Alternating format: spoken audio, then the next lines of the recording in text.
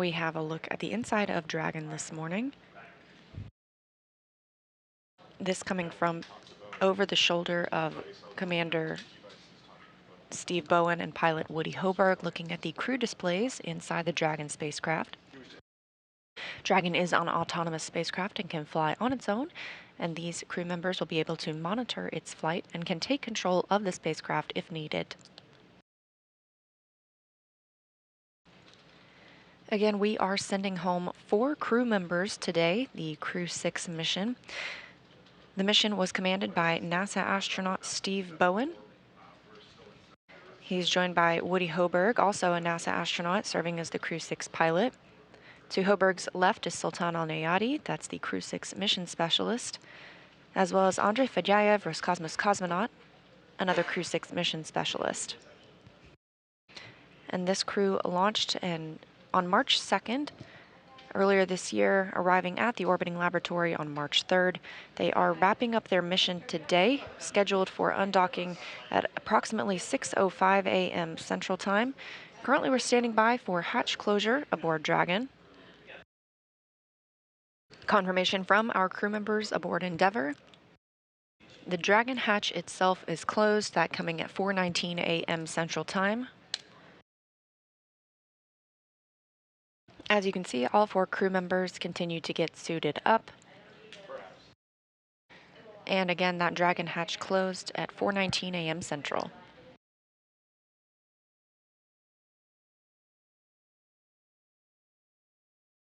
Our crew members on Crew 6, NASA astronauts Steve Bowen, Woody Hoberg, United Arab Emirates astronaut Sultan Al-Neyadi and Roscosmos cosmonaut Andrei Fedyaev, preparing to return home after 184 days aboard the orbiting laboratory. Dragon, we had successful intercom checks. That's 5.2 and 4.010. It's Sunday, September 3rd, here at SpaceX headquarters in Hawthorne, California. We expect Dragon to push away from the space station at 4:05 a.m. Pacific, 7:05 a.m. Eastern with our Crew 6 astronauts. The crew is currently suited up and in the Dragon, and the station hatches are sealed and in preparation for departure. Standing by for undock burns 1 and 2.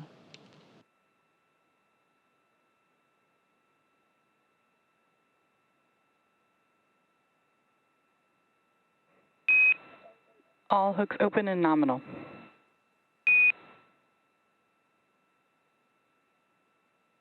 Copy, see this side.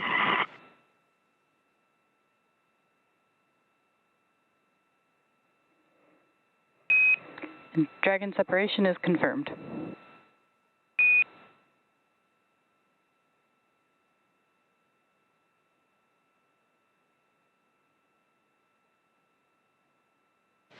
At 6:05 a.m. Central Time, and after 184 days on the International Space Station, Dragon has departed the orbiting laboratory, traveling 256 statute miles over the Pacific Ocean.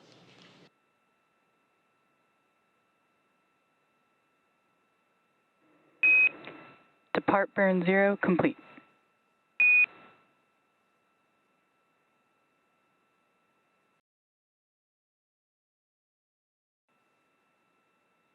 And with the successful undocking, again, that coming at 6:05 a.m. Central Time, right on time, Dragon, Endeavour, and Crew 6 begin their journey back to Earth. We're still monitoring from the International Space Station Flight Control Room here in Houston, but to give us perspective from the other side of the operations, I'll toss it back to Gary and Kate in Hawthorne. All right, thank you, Leah, for taking us through that. Yeah, we had physical separation right on time, 4:05 a.m. Pacific time, 7:05 a.m. Eastern time. You can see we're at a nighttime view as the station and Dragon pass over the Pacific Ocean. So we're just seeing the through the middle window there inside the lit cabin inside the Dragon, as well as the navigation lights, starboard being green and port being red, as Dragon increases its separation distance from the International Space Station. After the 2 undocking burns to physically separate and increase the distance from the docking ring, Depart 0 will send Dragon outside the Keep Out sphere. Keep Out Sphere has its own set of rules, is a line about 200 meters away from the International Space Station, so we'll get right outside of that, and we'll wait towards Depart Burn 1. Depart Burn 1 will send Dragon outside the approach ellipsoid. You can see the graphic here. Dragon's trajectory will take it zenith. It'll take it above the International Space Station, and from there it will slow down until it executes Depart Burn 2, which allows the Dragon to decrease its altitude and get to a trajectory about 10 kilometers below the International Space Station in a co-elliptic orbit. For this particular trajectory to meet up with the landing location, the prime location of Jacksonville, Florida, the trajectory allows for 5 departure burns. So we'll see that executed over the next 17 hours until splashdown. We do have a correction to that splashdown time. We're aiming for 12:17 a.m. Eastern Time, which is 9:17 p.m. Pacific Time. And that's again off the coast of Jacksonville, Florida. We hear Depart Burn 1 is complete and nominal. That's a good Depart Burn 1. Again, that sends a trajectory of Dragon outside the Keep Out Sphere and approach ellipsoid. We'll continue our coverage until Dragon exits the approach ellipsoid, which will end joint operations between the Dragon and Dragon teams here in Hawthorne and the International Space Station Flight Control teams in Houston. Dragon SpaceX on the big loop. Depart Burn 1 is complete and nominal, and with that, you are go to doff your suits per procedure 4.012, and I'll go ahead and take the cameras external. And just a reminder that ground will be deactivating the big loop following exit from the approach ellipsoid.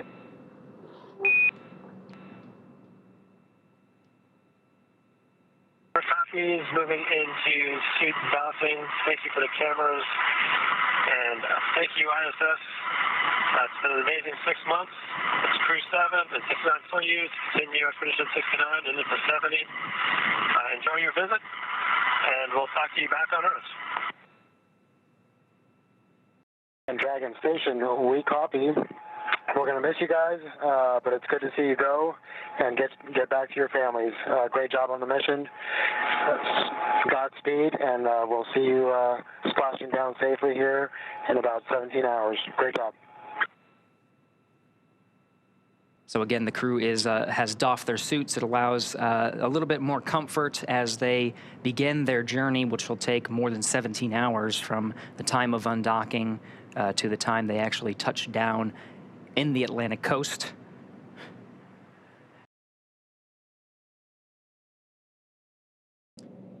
Getting some views from inside the cabin now. This is fantastic. So we get these views when we pass over some of the ground stations here on Earth that provide the video straight from the Dragon capsule. So on the far left there is Andrei Fedyaev, and in the seat next to him, to his right, is the commander, Steve Bowen. To his right is the pilot, Woody Hoberg. And then on the far side of the capsule from this view that you're seeing is Emirati astronaut Sultan Al-Niyati. You can see they're in their launch and re-entry suits, and they have entered that even before our coverage started and performed a successful leak check. So really, they're just waiting for these next series of events, including the claw separation, trunk separation, and the deorbit burn. Yeah, you can just see, I love this view because you can notice the previous missions that this Dragon supported in the form of the mission patch stickers that are located there just over Andrei Fedyaev's shoulder, kind of like right above Woody's head from this particular view. This particular capsule is the Demo 2 capsule, the Crew 2 capsule, and the Axiom 1 capsule. So this capsule has been through this 3 times before. This is its fourth space flight. And I love that we are able to document those previous missions inside the capsule as a little nod to history. We do have deorbit burn start. You can see it on their displays, actually. They're, you can see those thruster firings on the left display there. So a quick recap, within the last 10 minutes, Dragon jettisoned its trunk and initiated the deorbit burn.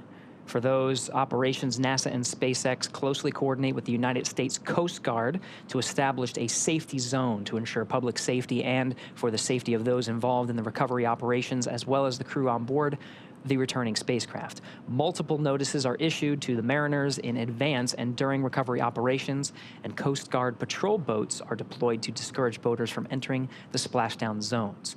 We want to stress to the public the need to respect this safety zone. Recovering a spacecraft from the water is a hazardous operation, and any other boats interfering increases the risk to the astronauts in the capsule, the teams working to recover them from the water, and the safety of those that come too close. For the safety of the crew and your safety, we recommend you sit back and watch, as we'll be bringing you the best possible views of our astronauts' homecoming. Right now, Dragon is flying itself, so all the crew has to do is stay strapped in their seats and keep tabs on things. Great view there of being able to see exactly what the crew can see with respect to those Draco thrusters firing. We're now within the atmospheric entry phase of the return for the Crew 6 crew. Once again, the plasma buildup on the exterior of the capsule results in our inability to command or communicate with the Dragon capsule during this time. This is a great graphic indicating the trajectory. This is an ascending trajectory that Dragon is taking. So as Gary just said, over the Gulf of Mexico, across the Yucatan Peninsula of Mexico. So if you're tuning in from Central Florida, head outside right now, look up, because this looks like our first live view from the WB-57. That's right. This is a high altitude aircraft that has thermal imaging, so we're able to get some of those views of the Dragon vehicle in the middle of its entry interface. Again, we're about 4 minutes in. We have a tally-ho on the vehicle from the WB-57. And actually maybe about 5 minutes in at this point. So maybe a little bit more than 2 minutes. Again, there's some variation in the predicted 7-minute time period. It's not exact. We might hear a little early, a little later. There's that streak I was just mentioning. That's a live view, not thermal.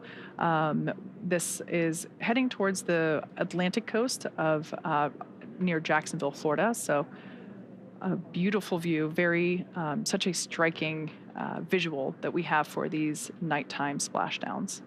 Recovery teams are in position off the coast of Jacksonville, Florida. And we are still targeting our expected splashdown time of 9:17 p.m. Pacific, 12:17 a.m. Eastern. We only have about a minute and some change of this blackout period anticipated. And again, there's some variation on when we can hear from the crew. So what you're seeing on your... Dragon, SpaceX, comm check. So at this point, we're going to hear SpaceX Core begin to hail. As Gary said, this blackout period is estimated. So we're now beginning to reach out to the crew to see if we've regained that communications capability. Dragon, SpaceX, comm check. What you're seeing on your screen now is a live view of the thermal cam on the WB-57. SpaceX Dragon, And we hear Crew 6 from inside the cabin on the back end of the blackout. Copy, Dragon. We see a healthy flight computer. Expect automated chute deployment. SpaceX Dragon, copy.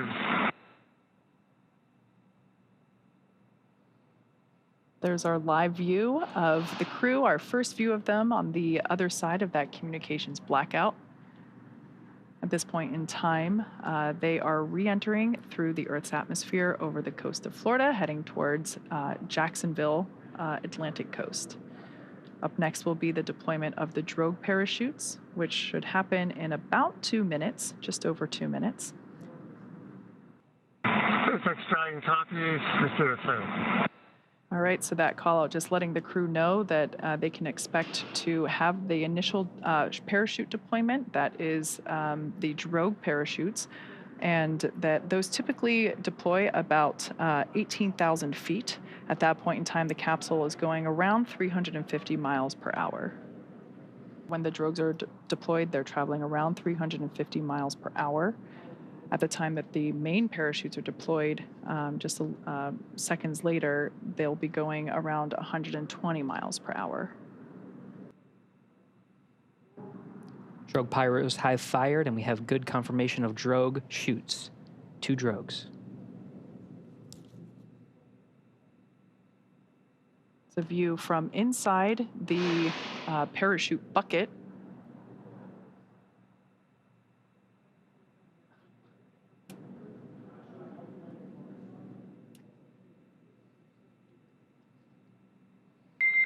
Dragon, nominal descent rate and recovery team reports a visual on 2 healthy drogues.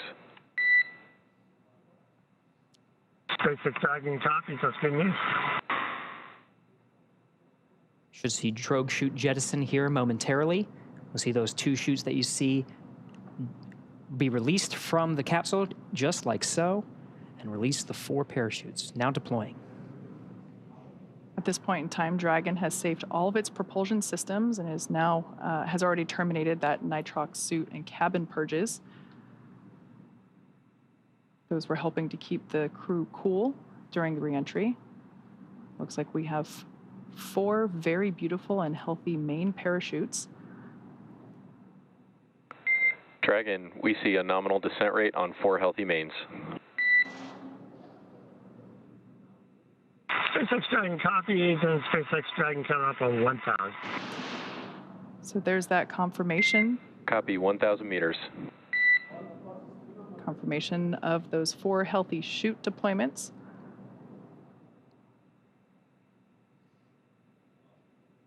Now standing by for splashdown.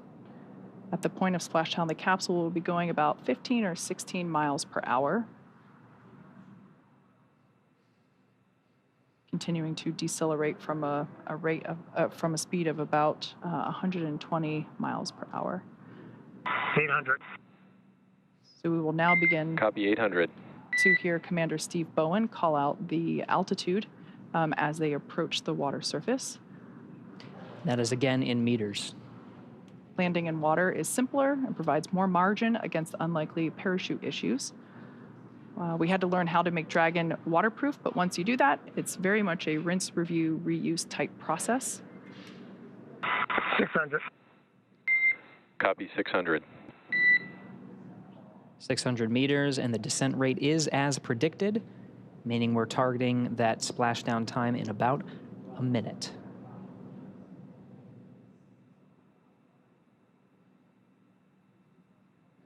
Live view of Dragon Endeavour with the Crew 6 team members on board, being held up by 4 beautiful main parachutes. Dragon, we see 400.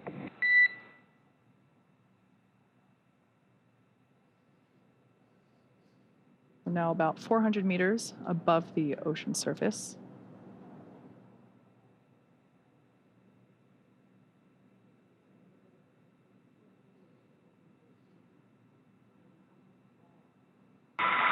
SpaceX Dragon 200 braced for splashdown. Copy, braced for splashdown. Again, the seats have been rotated in a position to take the loads of re-entry and parachute deployment as well as splashdown. The crew is braced. We are inside 100 meters.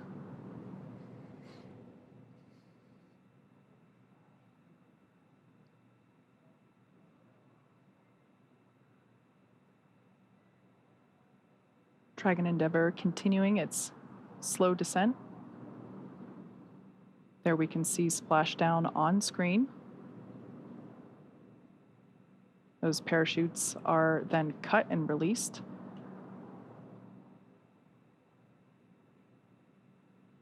Dragon Endeavour has now returned home. NASA astronauts Steve Bowen, Woody Hoburg, Sultan Al-Nayati, and Andrei Fedyaev. SpaceX Dragon splashdown. You're in water rough riding. Copy, splashdown, and we see main chutes cut. After a 17-hour return journey from space, Crew 6 is home. Thanks, SpaceX Endeavour. We greatly appreciate all the support from all the initial training through the launch, throughout the mission, keeping us abreast of all the status of the vehicle, and all the support all the way down. This has been incredible. Greatly appreciated. I look forward to working with you all again.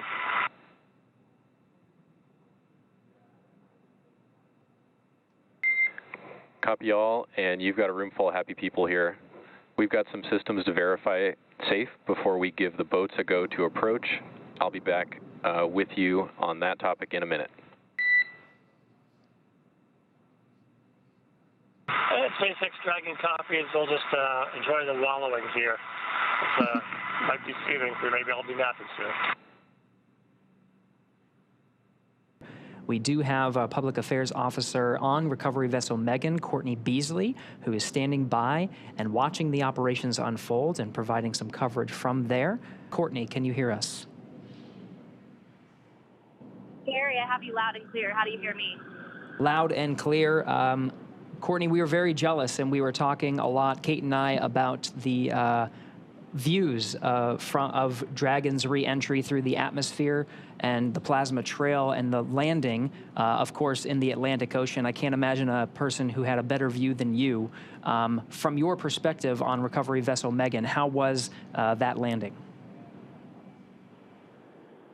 Gary, it was absolutely beautiful. We were about 1.5 nautical miles away from the landing zone, and we had a great view from the front of the ship. We were actually able to track the spacecraft. Starting when it broke the horizon, we heard the sonic boom loud and clear and tracked the spacecraft all the way down through splashdown. Dragon, SpaceX, There's something hypergol beautiful sweeps, about a and nighttime unfired ordnance splashdown. checks The nominal. only thing lighting Rigging the sky is up in tonight progress, was the moon, the and it's stars, approximately and Crew 25 6 minutes returning until back home capsule to Earth. lift. We did just hear a call out indicating that the sniff checks were successful, so the close approach team now has the green light to begin climbing on board the Dragon capsule, so we should see the recovery continue along. But I want to hear more from Courtney with her bird's eye, or with her live action view. That's right. Yeah. Back to you, Courtney. We just wanted to pause for some of those communications with the crew and just follow along on the action here. But really want to understand what it's like there. You got some beautiful views. We are seeing, some of the seas. I think that we're tracking about. We're tracking sea states and wind, and we were talking about weather quite a bit leading up to today's landing. From your perspective, how is the weather out there?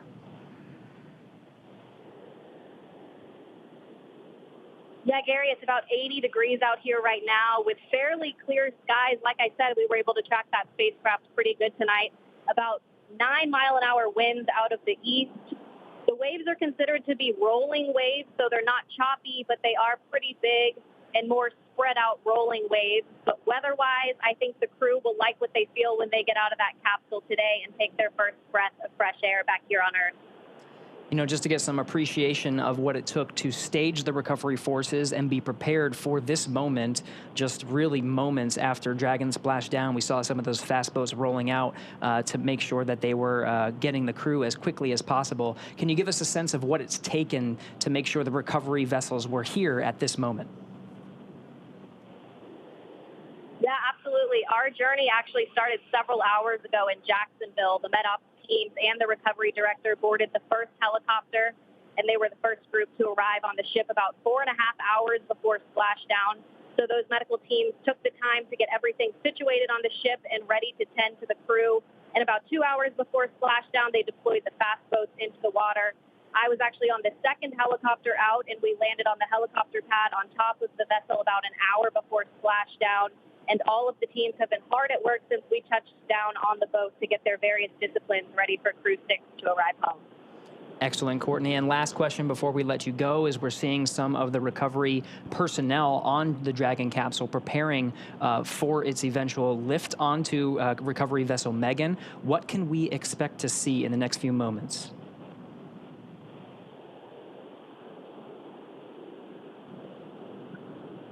Yeah, Gary, so once the crew is out Copy. We of also the have you capsule, 5x5. they'll be Boats are working on you over to the and med rigging bay, up the where vehicle. the crew will I'll get back them to you checked out closer by to their capsule medical lift. teams, and we'll have the opportunity to take those spacesuits off and get comfortable back here on Earth. And then, of course, they'll run through those medical checks. They'll get back on the helicopter and head back to the airport where they'll board their plane back to Houston to begin their post-flight period. You're probably getting a better view than I am right now, so I'll let you walk through that. But back here on the ship, once the crew is off, they're not the only ones returning from space today. we'll actually stay here a little longer with the cargo team since there was International Space Station cargo returned on this flight. So once we get back to the airport, the cargo teams will begin doing cargo processing, taking photos of all of the articles that were included in the cargo, and they will pack all of that into box trucks that will take them back to various NASA centers. But Gary, an overall beautiful splashdown tonight, and I hope it was the same for you back in Hawthorne. Absolutely, Courtney. We've been getting some fantastic views. Thank you so much for that report. That was Courtney Beasley out on the recovery ship, providing live coverage from the landing site just off the coast of Jacksonville. We're back in the action now, seeing some of the views from the recovery vessel and the recovery operations team, including helicopters, fast boats, jet skis, and of course, we're getting views from some of the ships that are standing by waiting to actually pull Dragon out of the water. So at this point in time, the Dragon capsule has safed all of its systems. Mission Control did a systems check to make sure that that was true and accurate. They gave the fast approach teams the green light to approach and begin the rigging process, which is what we are now seeing underway. Additionally, they have recovered the parachutes from the water. So those were, we were able to see those being dragged onto a boat. And what we have now is there's one individual that we see kind of like a spider monkey crawling all around the capsule and attaching the necessary rigging, the straps. These are what will help to stabilize and lift the Dragon capsule out of the water and onto the recovery vessel. For tonight's operations, we are using our Atlantic Coast recovery vessel, Megan, and we, hopefully in probably like 30-ish minutes from now, it kind of varies depending on the sea states, which, as we can see, a little bit more waves than some other missions, but still well within the limits for recovery, really probably unfazing to the individuals that are out here doing the work as they train extensively for these operations, whether it's daytime or nighttime. That is the actual, the Dragon's Nest that we will be lifting the Dragon capsule onto. The lifting mechanism, it's kind of hard to tell right now, but that almost house-like structure over the end of the aft end of the boat will actuate downward, and then the straps will be used to lift the Dragon capsule, and then the whole thing will actuate back into the orientation that we see it here to help secure, or to place it and to secure the Dragon capsule in that nest. Dragon now in the air, the hydraulic lift being activated, and will be utilized to center Dragon on the nest there at the aft end of the vessel. I love this view because you can see the state of the heat shield. It did such incredible work during atmospheric reentry.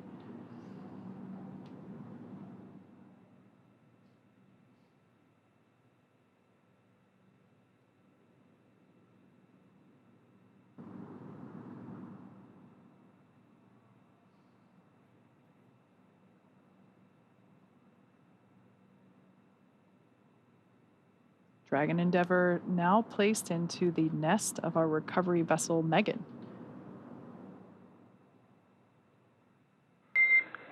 Dragon, I'm noticing the cabin lights are off. I'm wondering if you had them off specifically for re-entry. SpaceX Dragon, we did, and you turned them on us. We're enjoying the nice calm lighting. What are you turning the back on again? Good. We're enjoying the lighting. We have to see what's going on outside this way. No worries on the lighting. Fine with the lights off. I'm imagining your re-entry was pretty amazing.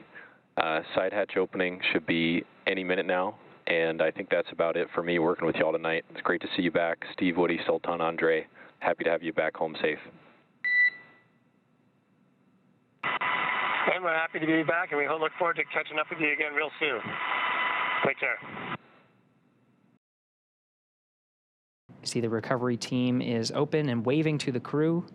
First humans that the Crew 6 has seen on the ground in 6 months. Looks like we got some fist bump action, thumbs up. Seems like the crew is in pretty good spirits after their journey back home. We're not getting audio, but I am getting reports that on the recovery ship there was a big round of applause from all the recovery team on recovery vessel Megan as soon as that side hatch opened for the crew, congratulating them on a successful mission and successful return home. NASA astronaut Steve Bowen, the first to exit the Dragon spacecraft. I think I see a big smile on his face. Helped up by the recovery teams.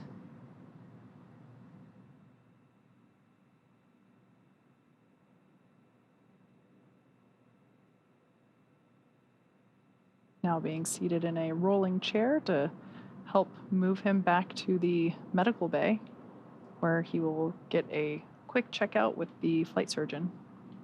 And again, this is standard procedure. We can see some applause happening on deck. Looks like our pilot, Woody Hoberg, will be the next to egress. We are now standing by for egress of the remaining 3 Crew 6 members. We can now see Woody Hoberg making his way, pilot of Crew 6, making his way down the slide. Looks like some excitement, possibly some more applause happening off camera. Remaining inside are mission specialists Sultan Al-Nayati and Andrei Fedyaev. Commander Steve Bowen has already egressed. Some more applause there on the deck of the recovery vessel.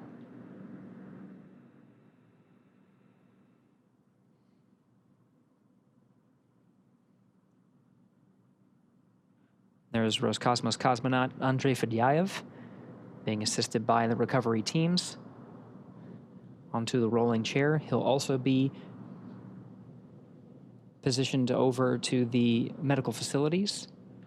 Last remaining crew member inside Dragon Endeavour now is Emirati astronaut Sultan Al-Nayati, completing 186 days in space. Got some happy waves there from Andre. More applause. So once again, nominal operations are to assist all crew members to the medical bay. The return to gravity can be pretty jarring on the human body, so we slide them down a little Dragon fun slide, assist them into the wheeled chair, and roll them over to the medical bay. And just like that, the 4th crew member, 1 hour exactly on the nose since splashdown, has now egressed from Dragon Endeavour. Looks like smiles and waves and applause all around. All right. All 4 crew members have egressed Dragon successfully. So now that Steve, Woody, Sultan, and Andre are safely back home on Earth and getting checked out by the NASA medical teams and, of course, the international teams, we're going to wrap up our live coverage of their return. This all kicked off on March 2nd, 2023 from historic Launch Pad 39A at the Kennedy Space Center in Florida. After a successful liftoff and separation from Falcon 9, Steve, Woody, Sultan, and Andre made a 25-hour flight on board Dragon to the International Space Station. Since arriving at the station, they spent nearly 6 months as members of Expedition 68 and 69, executing science experiments, spacewalks, and repairs while aboard the orbiting laboratory. Actually, more than 6 months. That's right. And their journey home began about 18 hours ago on September 3rd when they closed the hatch to Dragon and undocked from the space station at 4:05 p.m. Pacific time. Then, after 5 successful departure burns and a phasing burn to line up their orbit, Steve, Woody, Sultan, and Andre rested for a few hours before waking up to prepare for re-entry this morning. We jettisoned Dragon's trunk and performed our final on-orbit maneuver, the 16-minute-long deorbit burn, at 8:24 p.m. Pacific time, 3:24 GMT, and that is what put Dragon on its path home to Earth. The spacecraft re-entered the Earth's atmosphere and slowed its descent with successful deployments of 2 drogue parachutes, followed by 4 main parachutes, and with final splashdown occurring off the coast of Florida near Jacksonville at 9:17 p.m. Pacific time, 4:17 GMT. Following that successful splashdown, we saw the SpaceX recovery experts move in really quickly and prepare Dragon Endeavour for its lift onto the recovery vessel. And just almost exactly an hour following splashdown, we saw Steve, Woody, Sultan, and Andre make their way out of Dragon and into the recovery ship's medical facilities, safe and sound.